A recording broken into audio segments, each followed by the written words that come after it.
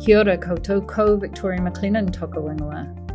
Welcome to Bridging the Gap, a podcast that celebrates diversity here in Aotearoa, New Zealand's digital technology industry.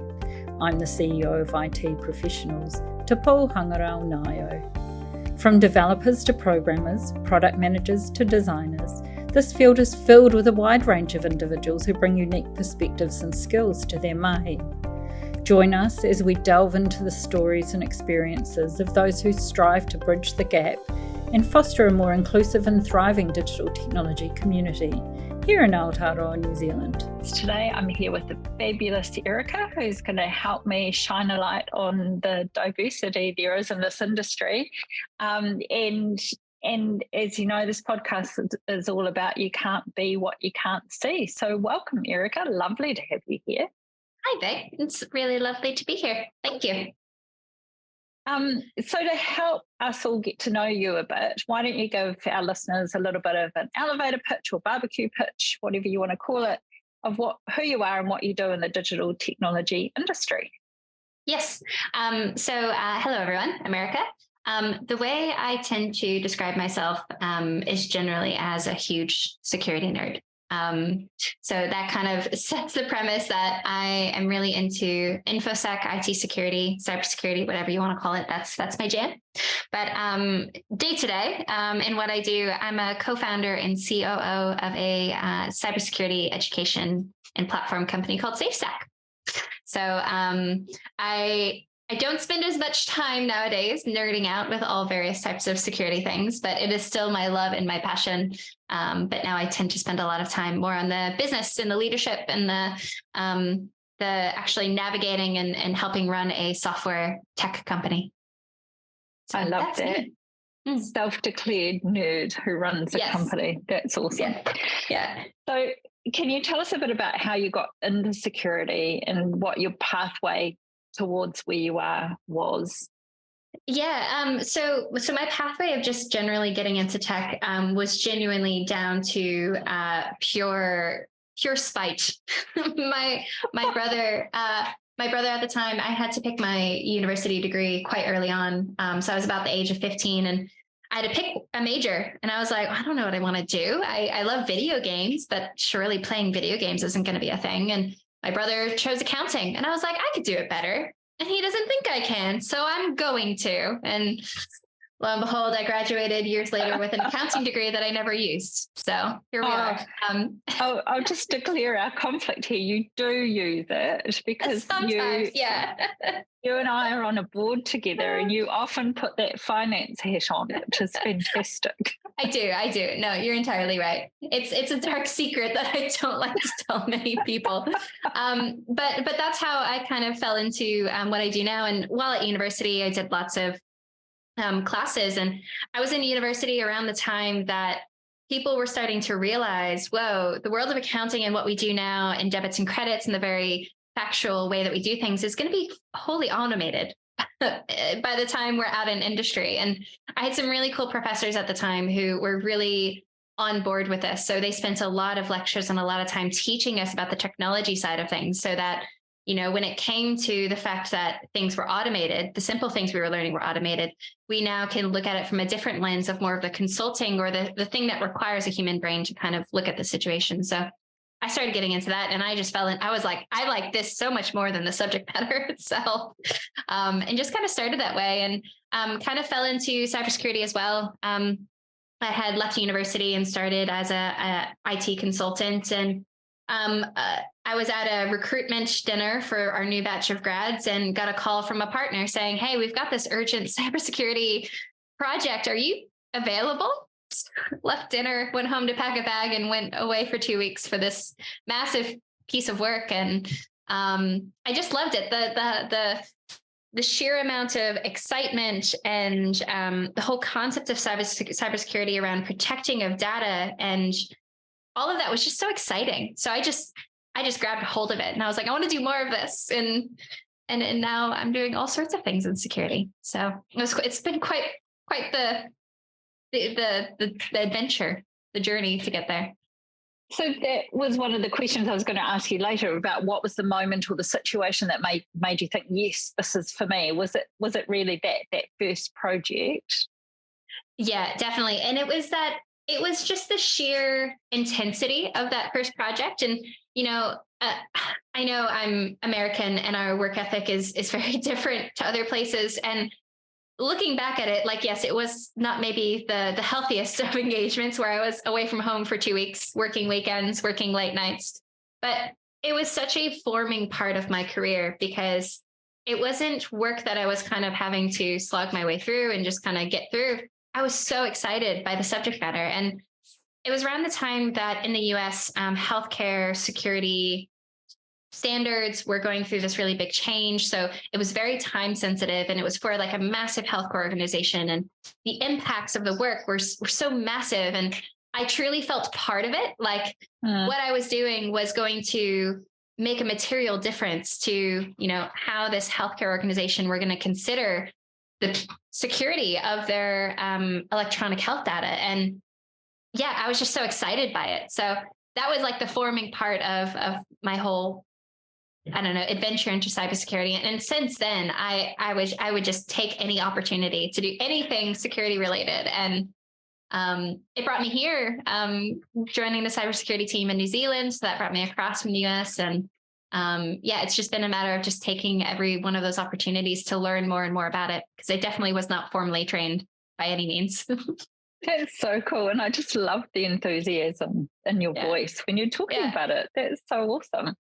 So let's talk about, what were you going to say? I was going to say, it's funny that I'm quite excited by it. But of course, in the moment, it was the least luxurious thing ever, because I was in the middle of Naples, Florida, which is retirement capital of Florida. And dinner options were scarce. It wasn't the most vibrant city. But it was still so exciting. So it's funny to think back on it. It was the least luxurious engagement that I ever did, but it was the most impactful. That's so cool.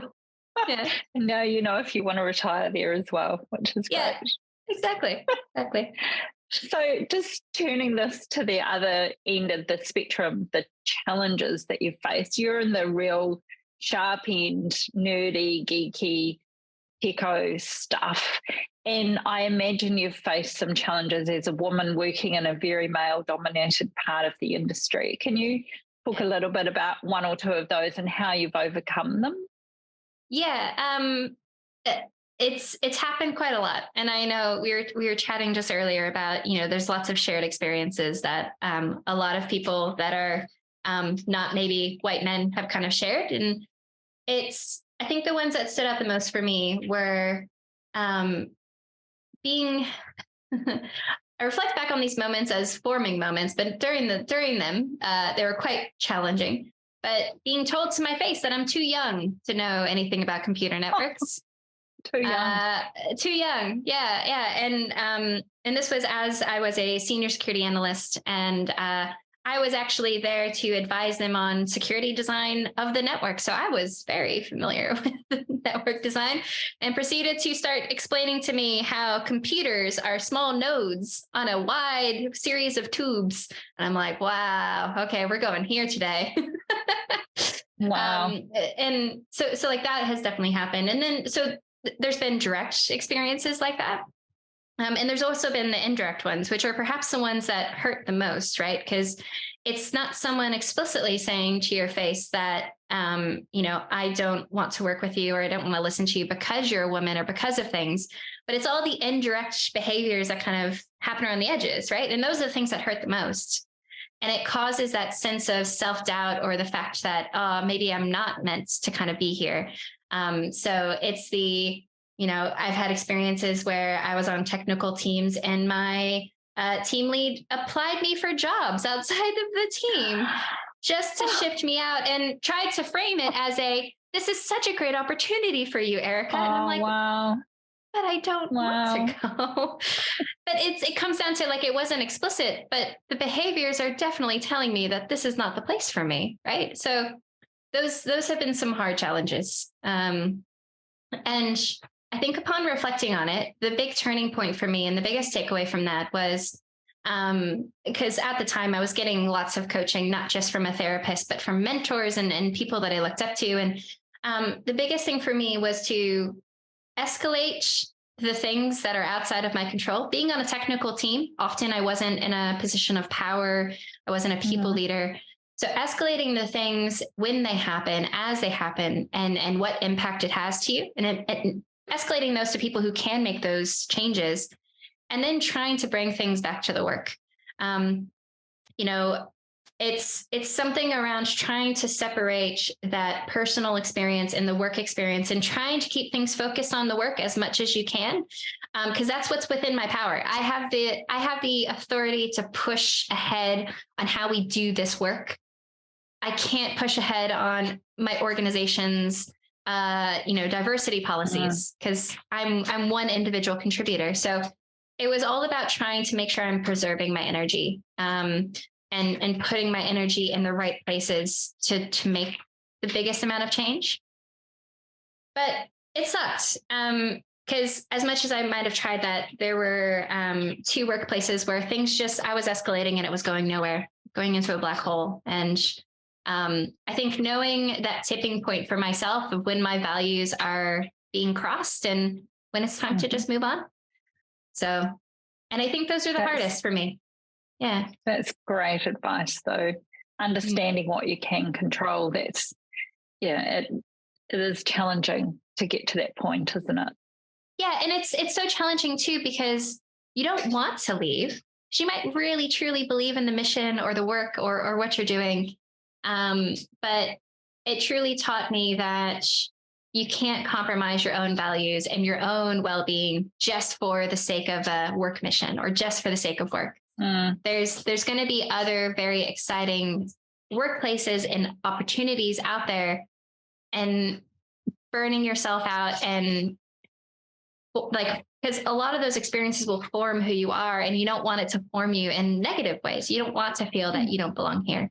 So knowing when to walk away is perhaps the hardest. Well, you've already given some really good advice, but this just now I want you to think about, for anyone who's young and considering coming into our industry, or someone who's in another career like an accountant, who's thinking about changing careers and considering the digital technology industry. What kind of advice would you give them for making that decision and for getting started? This is such a good question. I think my biggest piece of advice is definitely, as someone who is not formally trained in cybersecurity, put yourself out there for those opportunities that you want to learn in. At SafeStack, for example, a lot of the people that we brought on board, we might have been advertising for a role, but we definitely push people to say, if this excites you, talk to us. Talk to us about the skills that you do have and the ones that we can help you grow into. So putting yourself out there and applying for things, raising your hands for engagements, frankly, being a little bit, I don't want to say pushy, but really advocating for yourself. If you're at a big organization and there's cool projects going on, tell people, I want to be a part of those. How can I be a part of those? And asking the question over and over and over again, because sometimes that will stress the urgency and the importance of getting that experience to the people who have the authority to make a call. So yeah, being pushy, putting yourself out there. If you're an IT professional or aspiring to be one, we encourage you to check us out. As New Zealand's only digital technology industry body who is focused exclusively on the people who work in this industry, we provide a range of resources, events, and networking opportunities to help you grow your career and stay up to date with the latest trends and technologies.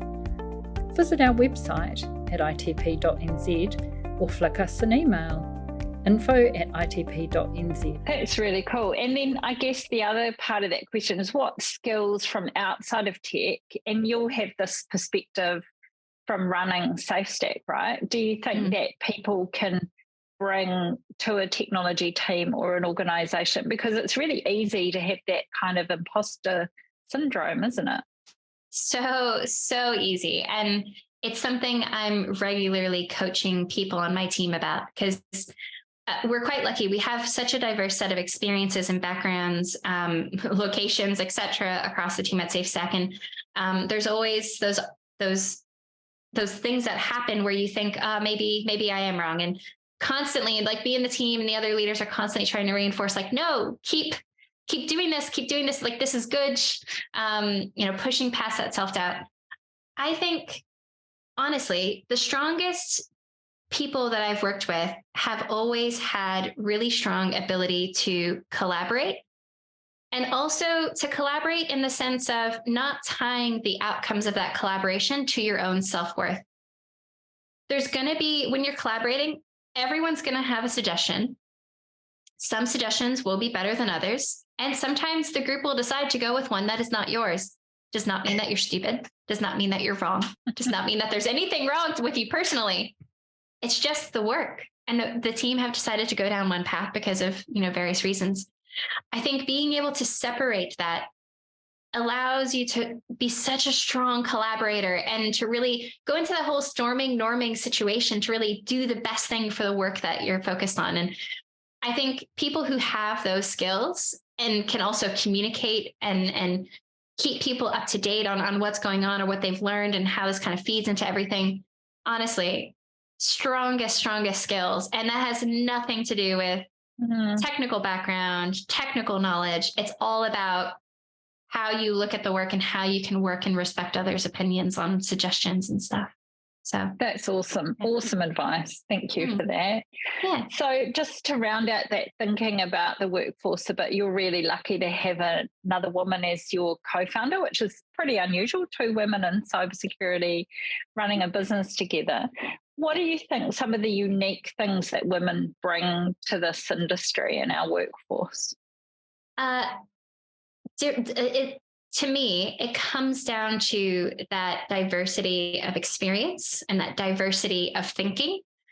I think there was someone years ago shared with me this like tidbit of how seatbelts were originally designed. And I'm not sure if you've ever heard this story before, but the original design of seatbelts, it was very much formed by an all-male team. So the crash dummies that they created for seatbelts were of taller stature, broader shoulders, and no design consideration to people who have smaller frames or different body styles and different sizes. So they found that actually the risk to women, for example, was so much higher because it came down to the people in the room designing how to run these tests were creating crash test dummies in their likeness.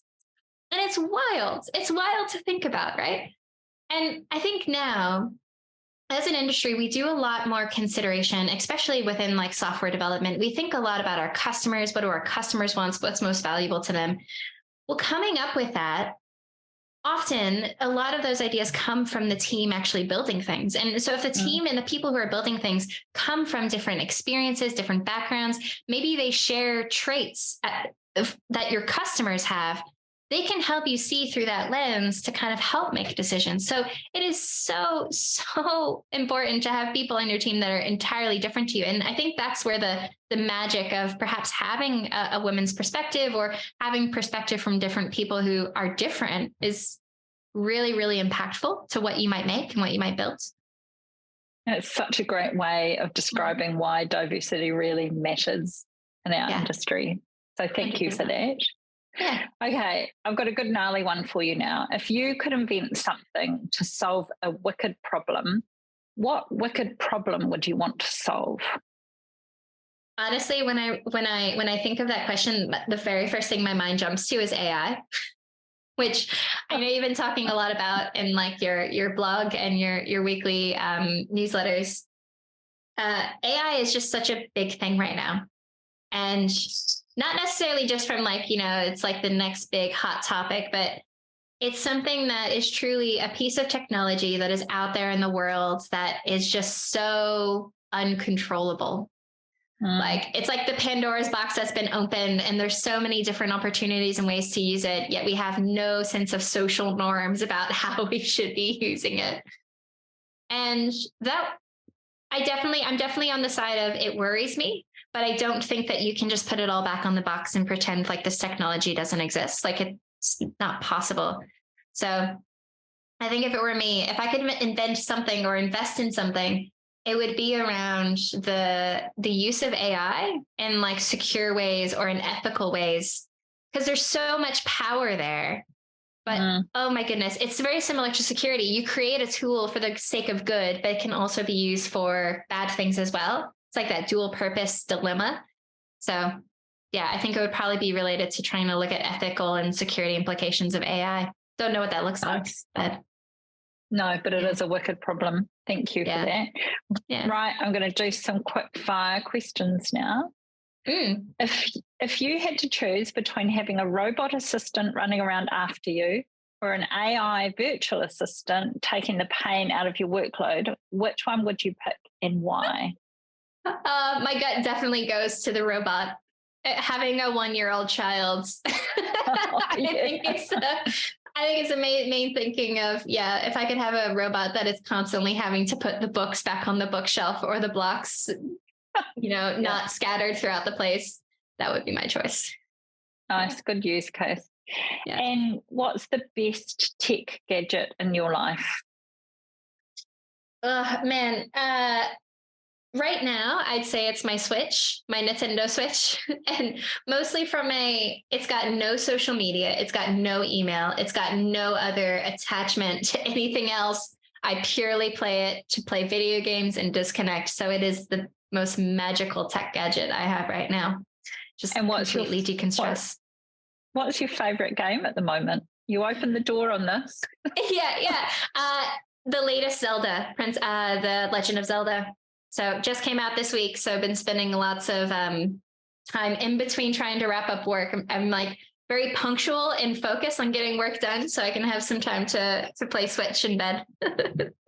I would have to say the previous Zelda used up too much of my time. I wouldn't want to buy a new one.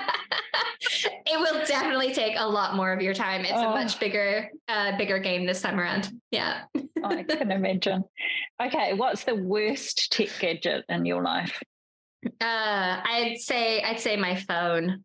As much as I like to manage my own time and have my work profile and switch off when my son is home from daycare, when we're playing, it's so hard helping run a business and doing all of the other things. And especially a business that's trying to expand globally, it's hard to fully switch off. So I'd say it's my worst enemy. The email notifications, the push notifications, it's exhausting. So. They are a double-edged sword, aren't they? Yeah. And what's your top tech tip that you give people? Actually related to that, my top tip, which I sometimes am very good at following, sometimes I need reminding, is work profile on my work device. So being able to fully toggle everything off with one button and knowing that, and telling Laura, my other co-founder and CEO, hey, I'm turning this off, so I will be silent. Please know that you can call me, but I will leave everything else up to you and the team. I think that's been quite helpful. Doesn't stop me from toggling it on, even when I'm on holiday, to just see how the team are doing. But it's good to have that one click to be able to turn that off. So usually I suggest people do that when they're trying to find that work-life balance a little bit more, especially for fully remote teams like ourselves. Nice. That's a good tip. Okay, you may have already answered this, but doom scroll or shut it all down? Shut it all down. Yeah, I thought that was going to be your answer there. And my final question is, what makes you happy? What makes me happy right now, I think, is the amazing people that I get the chance to lead and to mentor and to coach, and seeing all of the really, really cool stuff that they do. It's definitely something that in the moment when you're maybe giving someone that critical feedback, or you're having those difficult conversations, or you're having those really friction-filled moments trying to push through a really gnarly problem at work, it doesn't feel good in the moment, but you know it's important. And I think right now I'm at a stage where a lot of that stuff that I've done over the past couple of weeks is coming and paying dividends now. You know, I'm seeing my team absolutely flourish and trying experiments and doing amazing work together, and really thinking about what we do, why we do it, the mission. And so it's moments like that where I can sit back and just like bask in it. Like, it feels good. All of that investment of time. So I'd say that that's what currently makes me happy. the investment in the people and seeing it pay off. Congratulations. That's really, really awesome. So do you want to just tell us a bit about where people can find out more about your mahi and what you do? Yeah. So on the topic of doom scrolling, I'm not really much on social media much anymore, but mostly kind of spending a lot of times over on LinkedIn. So can check me out there. You can check out safestack.io. It's the amazing security, community, and education platform that we're trying to build.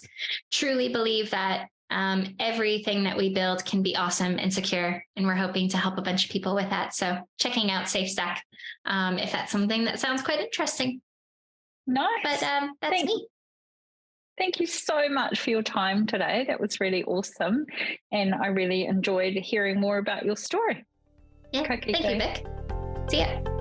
Kia pai tō rā. Thank you for listening. Join me at the next episode of Bridging the Gap.